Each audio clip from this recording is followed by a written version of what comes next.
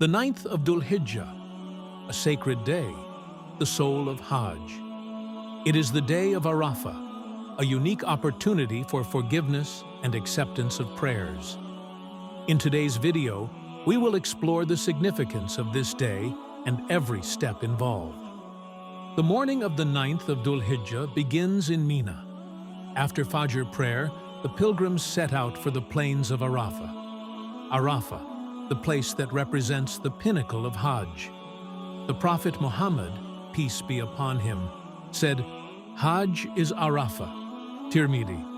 Pilgrims spend their time in worship until noon. After noon, the Dhuhr and Asr prayers are performed together in Arafah. These prayers are shortened, qasr, and combined, performed with one adhan and two iqamas. During this time, pilgrims engage in heartfelt supplications. The Prophet, peace be upon him, said, "The best supplication is the supplication on the day of Arafah." A special supplication for this day is, "La ilaha illallahu wahdahu la sharika lahu, lahul mulku wa lahul hamdu, wa huwa ala kulli shay'in qadir." Staying in Arafah until sunset is obligatory. During this time, pilgrims are encouraged to weep for forgiveness, seek Allah's mercy, and pray for themselves and others. After sunset, pilgrims depart for Muzdalifah. Upon reaching there, they perform Maghrib and Isha prayers together.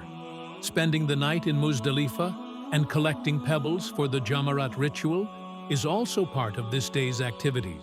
The 9th of Dhul Hijjah, the most significant day of Hajj.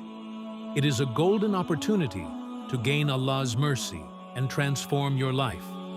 For those not on Hajj, fasting on this day erases sins of the previous and the coming year. Let us all understand the importance of this day and purify our lives. May Allah forgive us and accept our prayers.